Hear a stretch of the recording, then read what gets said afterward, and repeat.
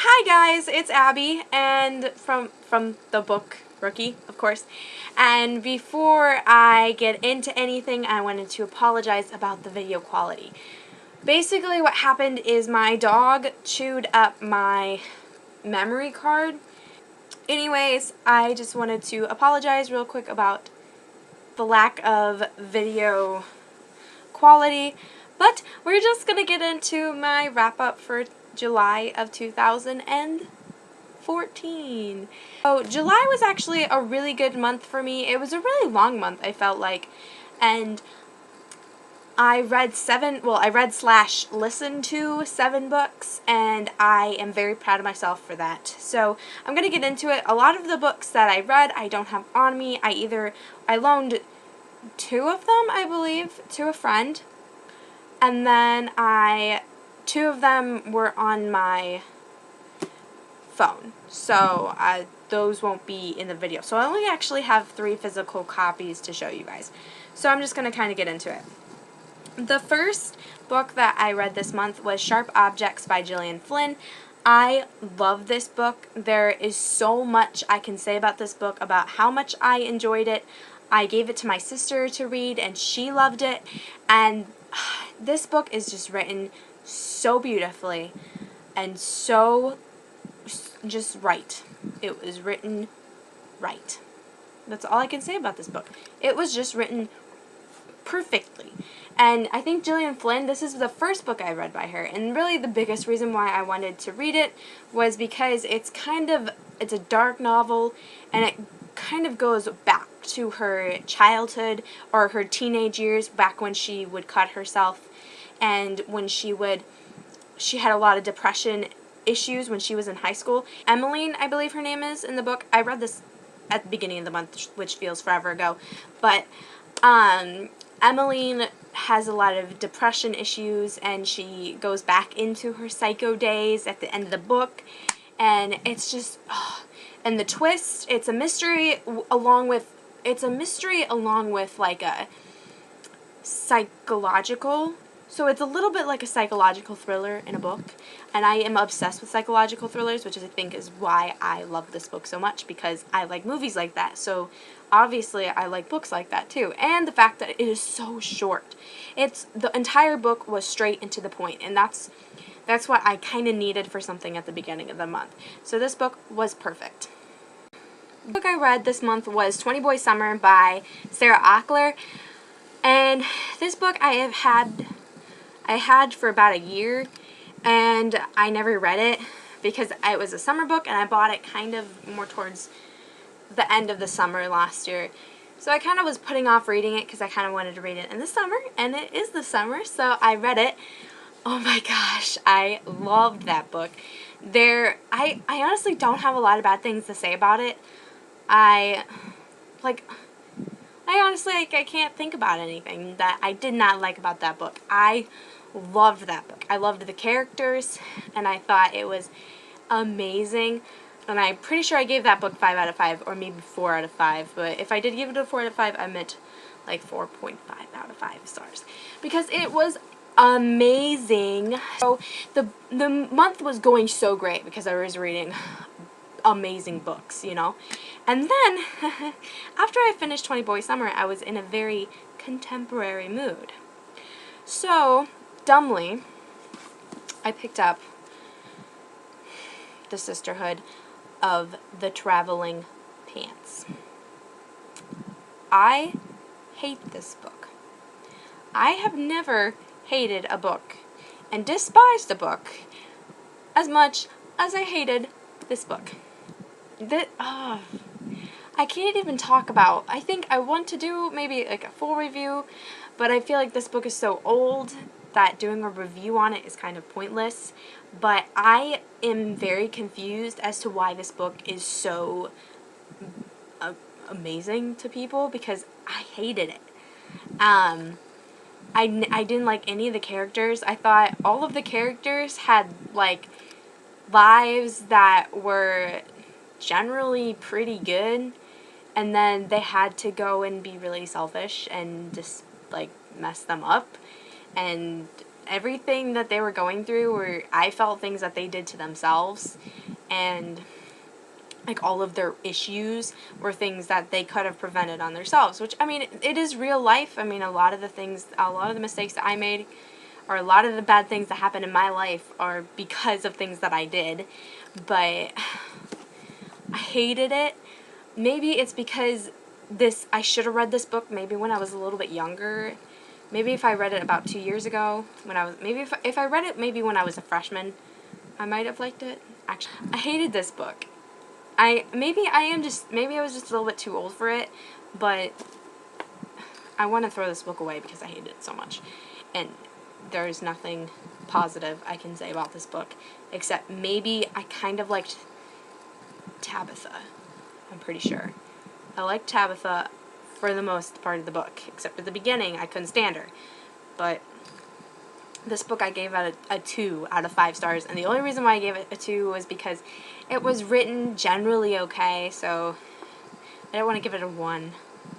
But I should have given it a 1.8, because I don't even know if it deserves a full 2 points, but I hate that book.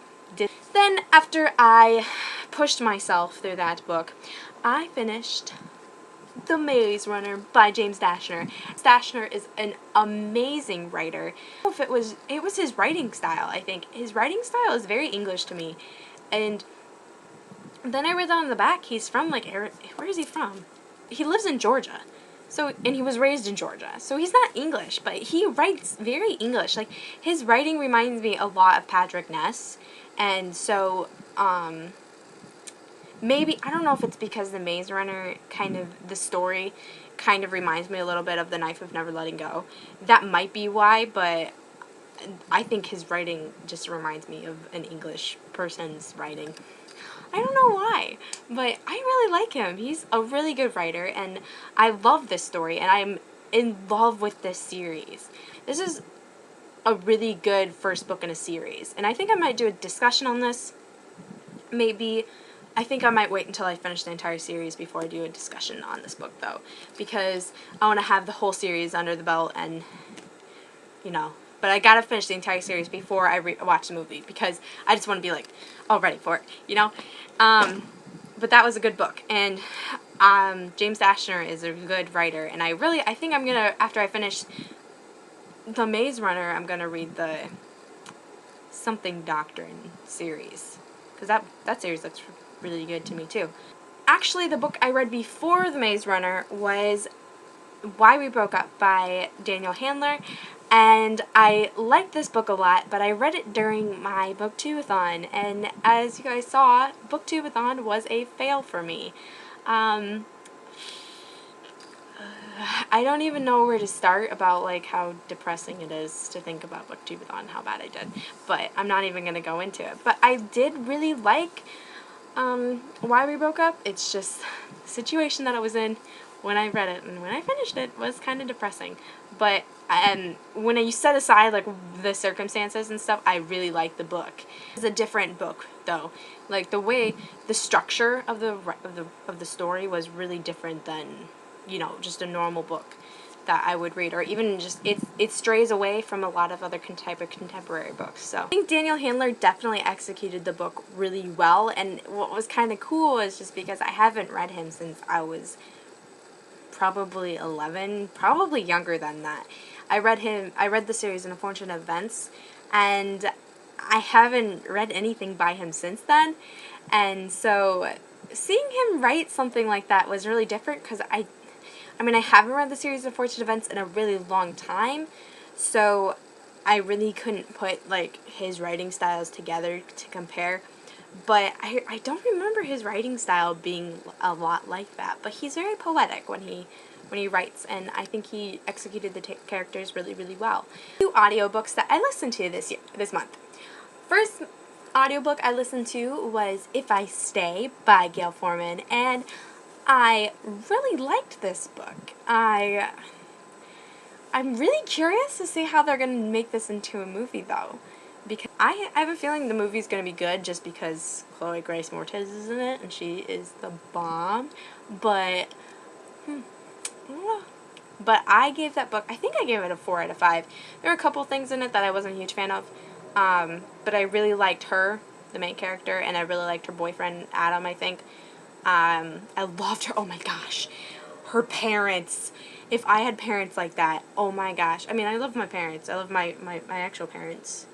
But, oh my gosh, their mom. She's so cool, and so is her dad.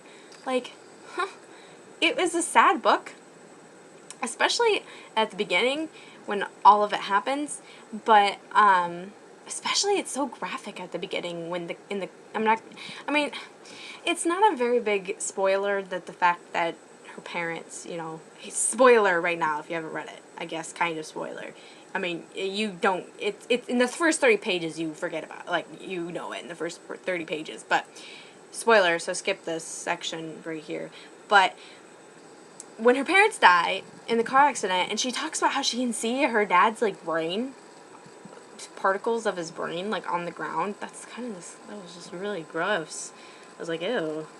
The other thing is there's a sequel to that book, and I don't know how they do a sequel to a book like that, because the setup of the book is so different, so I feel like if they made a sequel, it just have to be a totally different type of book, you know? Because if I say it's not scary, but it's definitely paranormal, because, you know, she kind of, like, comes to life while she's dead. So it's kind of paranormal type. But the second book, I can't see it being like that, you know? So I think the second book, it might just be her in the aftermath of everything. I don't know, but I feel I'm very content with the way that book ended, and I don't think I'm going to read the second book. I might get around to it, but it's not on the top of my TBR to read the second one.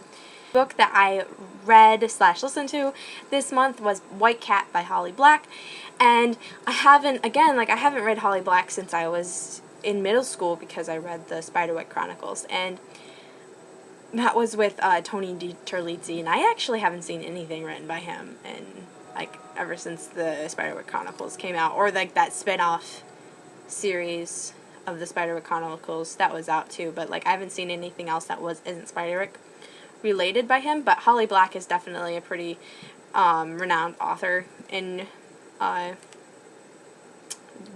Like, she wrote The Coldest Girl in Cold Town, which I almost bought the other day. But anyways, White Cat was really good. It was read by Jesse Eisenberg, which, if you guys don't know who he is, he's the main guy. He's one of the magicians in Now You See Me.